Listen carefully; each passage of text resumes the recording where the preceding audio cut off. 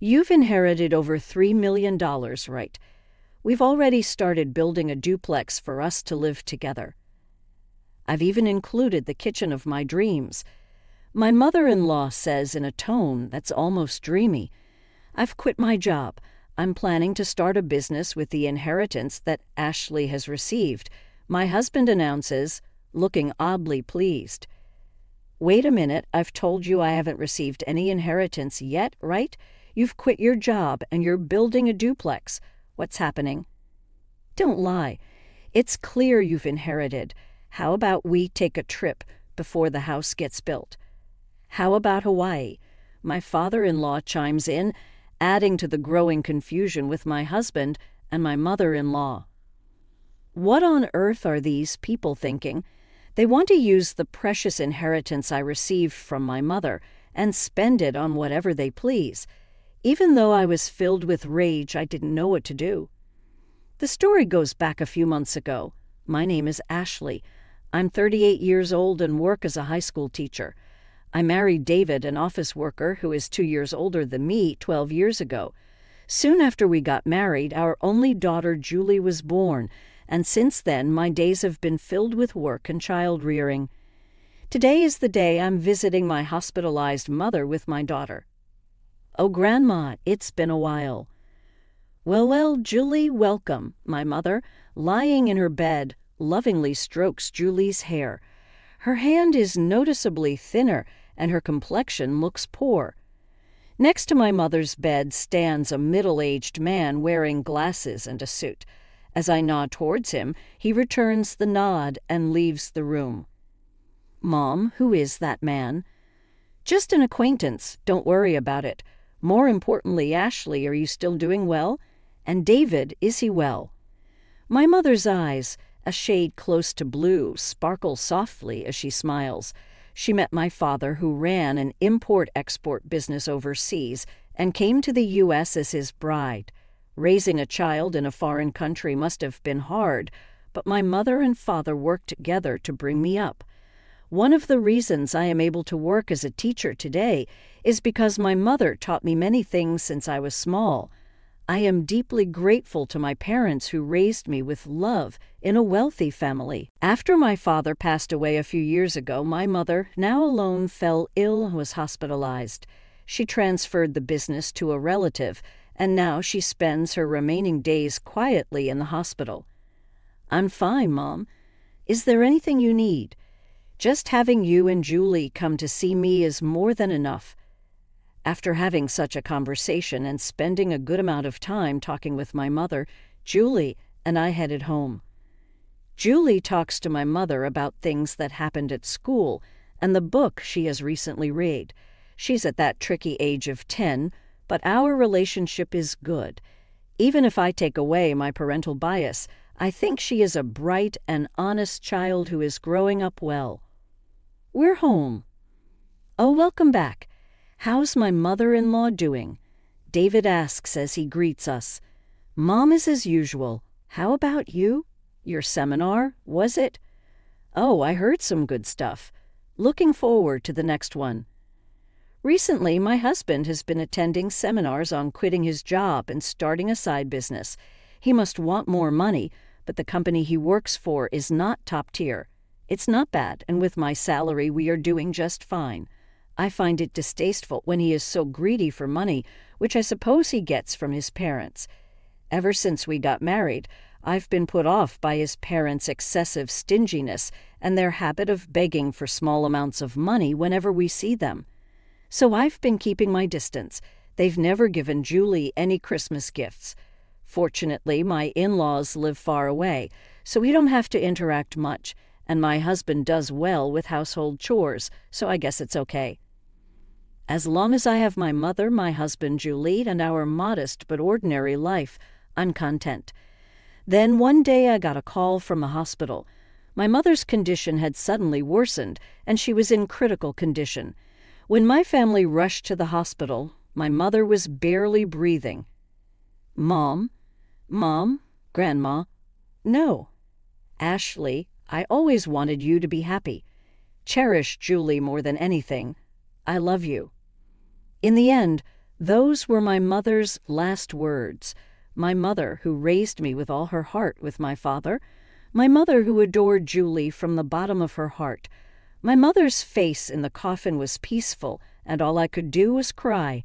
Julie was by my side, crying with me. A little while after my mother passed away, an envelope arrived at our house. A law firm. Ashley was perplexed as she opened the envelope from an unfamiliar sender. Inside was a document stating, "I have been entrusted with your mother's will, which leaves all of her inheritance to you." Ashley and her mother had never discussed the subject of inheritance before, so she was taken aback. However, since the letter had indeed arrived, she decided to visit the law firm on her own. "Hello, I'm the attorney, Ed." The man who appeared was the middle-aged gentleman with glasses who had been present when she had visited her mother in the hospital. "You were in my mother's hospital room before," Ashley questioned the man with the familiar face. "Yes, we met in the hospital room, actually, from that time. I was entrusted by your mother." Hearing Aid's kind voice, Ashley found herself on the verge of tears. And then, I was shocked beyond belief. 500 million. Yes, Ashley, when your father passed away, you waived your right to the inheritance, so your mother could receive it all. Right. When you add that inheritance to your mother's personal assets, even after deducting taxes, this is the amount your mother has named you as the sole heir. My parents had indeed been wealthy, but I hadn't imagined that they had left such an inheritance. I had never asked my parents for money after getting married and avoided the topic of inheritance as it seemed unlucky. Feeling dizzy, I realized this must be an expression of love from my mother. With that thought, I left the procedures to Ed. Your mother cared about you more than anything. She instructed me to assist you if necessary. Please feel free to discuss anything with me. Thank you. I appreciate your help. Ashley bowed her head several times to Ed and left the room. Time passed, and it was around the time of her mother's 49th day memorial service. Her husband, David, began to frequently ask about her mother's inheritance. When they had married, her father was still running his business, so David was vaguely aware that they were wealthy. Each time she asked him to stop talking about it while she was still mourning, he would fall silent, only to subtly bring up the matter of money after some time. The worst were my in-laws. When they came to my mother's memorial service, my father-in-law said, "Ashley, if you are worried about the inheritance, we can help." Hey, we've had our fair share of disputes over inheritance. When unmarried siblings died, inheritance can be complicated. If you're troubled, feel free to talk about it. That's right, rely on us too. Yes.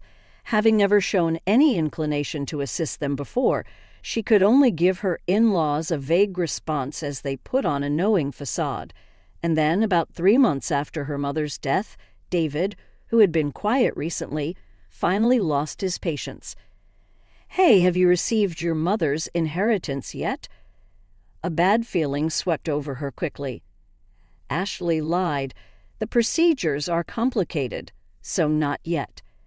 In reality, she had already completed the procedures and, upon Ed's advice, had deposited the passbook containing the inheritance in a safe deposit box. But it felt right to say that now. Really? But it's been 3 months since your mother passed away, right? Haven't you done the procedures yet? Yeah, so what? Well, never mind, I'm going to bed.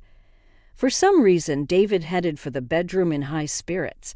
With the nagging unease in her chest, Ashley prepared for work the next day and then headed for bed.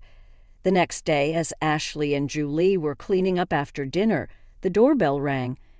Julie hurried to the door, and when Ashley poked her head out from the kitchen, she saw her in-laws who had dropped by unexpectedly and David returning from work. "And why are my father-in-law and mother-in-law here?" "It's not a big deal, Julie. Go to your room." Julie glanced anxiously at us and headed to her room. "What's going on?" "Never mind that, Ashley. We have something to celebrate today. Ed, her father-in-law, was in high spirits as he opened their fridge and took out a beer. Celebration. You inherited more than $300 million, didn't you? We've already started building a duplex house for us to live together. It even comes with a dreamlike modern kitchen. The one who spoke in the dreamy tone was her mother-in-law. And what? What are you talking about, Ashley? Be happy. We've decided to build a duplex house. We used half of our savings and the money that Mom and Dad have put aside for the down payment.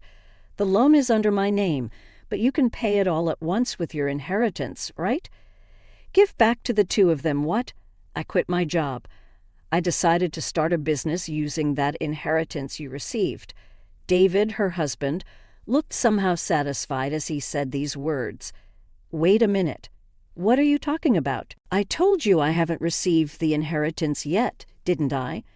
And what does quitting your job and a duplex house mean? Don't lie, it's clear you've inherited. How about we go on a trip before the house is built? How about Hawaii? I miss the escalating chaos. David and her mother-in-law were getting excited, agreeing with what Ed said. Then David said, laughing scornfully, "You're stingy, Ashley. We've looked into it because you kept saying you hadn't received the inheritance. You can't renounce an inheritance if you don't process it within 3 months. Whether you lied or told the truth about not processing, you still have inherited, right? That is, considering the scale of my father-in-law's company, there must be more than 300 million, right? We'll be able to live comfortably thanks to them. Thank you, mother-in-law. Be sure to prepare the money for the duplex house as soon as possible, and my capital too." Seeing David speak like that made her dizzy. But earth are these people who want to use my precious inheritance that I received from my mother as they please and indulge in luxury. Although I was filled with intense anger and was about to yell, I couldn't say a word. I was worried about Julie, who was in the other room. "I'm going outside for a bit," I called out to the 3 of them, but they didn't hear me, happily discussing how they used the inheritance, and I went out without even taking my wallet. The night wind was cool, and it was then that the tears came. I went to the hilltop park where I used to come with my mother, and I cried, holding back my voice. My anger didn't subside, feeling frustrated, and my heart was worn out from being exploited like that. My emotions were a mess, but she couldn't just say she wanted a divorce. They still had their child, Julie. Her mother's words, "Take care of Julie above all else," came back to her, and tears spilled again. Suddenly, someone spoke to her.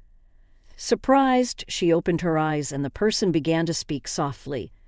3 days later, she called her husband and in-laws to a restaurant with private rooms. "So you finally came back home after that day. Did you withdraw the money, Ashley? You shouldn't leave home without telling your husband." Exactly. Ignoring the words of the 3 people, she took out a document. It was a divorce notice already filled out. "David, I want a divorce." "What? What are you saying?" Her husband looked panicked, and her in-laws looked at each other. "I can't go on with you anymore." "What are you saying?" David's face was turning red as he lashed out at her. "You're leaving us after receiving the inheritance. You changed because you got the money, you miser." "That's my words, Ashley. Snap back. Ever since I inherited my mother's estate, you've been out of control, quitting jobs to start a business, deciding to live with in-laws without even asking, taking out my savings to build a 2-family home, and then planning a trip to Hawaii. Who is the one who changed when the money came in? I can't possibly stay with such people. Wait, you can't just divorce me like that." "That's right, our savings after marriage, our shared property, half of the inheritance belongs to David, no matter what." "That's correct. If it comes to that, we will take 300 million with us." David and my in-laws were foaming at the mouth as they approached me. Just as I was about to respond, the door to the private room slid open. Dad. Grandpa and Grandma should know better. The inheritance Mom received doesn't become shared property, right, Mr. Ed? There stood my daughter, Julie, and attorney Ed. Julie, and who are you? I'm attorney Ed. Ashley's mother had entrusted me with this matter, and I've been advising Ashley. As Ed bowed, Dave seemed flustered. That's all well and good, but wait. The inheritance doesn't become shared property. That's correct. Inherited property from a deceased parent has not become shared property, nor is it subject to division of property. What? You've got to be kidding me. Is this a mistake? That can't be. In front of the flustered three, I was taken aback. It seems that they really thought that the inheritance I received would become their property. In that case, it's even more reason not to divorce. I'll cling to you no matter what, my husband with bloodshot eyes shouted out without any regard. Stop it already. That was Julie. She continued her calm words. Since Mom suggested divorce, no, since Mom inherited the estate, has Dad ever thought about Mom once? Grandpa and Grandma only ever talk about money. They never once mentioned me. I can't consider such people as family. David and my in-laws were taken aback. I was crying about my inheritance. Julie was the one who spoke up. Julie came running after me and she told me, Dad, Grandpa, and Grandma are too much, trying to take Grandma's legacy for themselves. Mom, I'm on your side. Let's fight this together. With those words, I made up my mind, contacted Ed, and arranged this meeting. Julie, it's not like that. Dad wants you to be happy. That's right. Julie, dear, you'd be happier living with us, wouldn't you? That's right. A child shouldn't interfere. My desperate husband and still assertive in-laws. Julie, with an exasperated look on her face, said, I'm going with Mom. I can't bear to be with you anymore. Julie said this and looked away. Anyway, we've made up our minds. Julie and I will be leaving, as I said this calmly. David got angry. Hey, I've never cheated, and you can't force a divorce. I'll hire a lawyer. We'll get that money one way or another. If that's the case, I will take care of it from here, Ed spoke quietly. The issue here is whether there are grave reasons for not continuing the marriage, quitting his job, using the household savings without permission, deciding to live together, and Julie is saying she can't bear it. There are various points we can argue. Moreover, your daughter recorded the sound of all of you begging for Ashley's inheritance. That should also serve as evidence. Damn it, David slumped and my in-laws turned pale. After seeing Matt, Julie and I left the restaurant. A year later, thanks to Ed's efforts, my divorce with David was finalized. Julie and I moved into the house my mother had lived in, but there were several times when we received letters saying, I love you, come back, and David was seen loitering near Julie's school. So we asked Ed to apply for a restraining order. After that, it was quiet. According to the rumors, they actually did build a two-family home. My already retired in-laws had to work in a factory, and although David looked for work, he couldn't find any and is now doing manual labor. I heard from the neighbors that there were constant arguments in the new two-family house because of their troublesome fights. They became disliked by everyone in the neighborhood. Julie and I are still living peacefully, helping each other. A while ago, Julie said, I want to study abroad in the country where Grandma grew up, so to cut ties completely with my ex-husband, we made up our minds to move overseas. We used a bit of my mother's inheritance, but I'm sure she would be pleased. Now Julie seems to be enjoying school every day, and I've started working as a teacher there. I hope these peaceful days continue.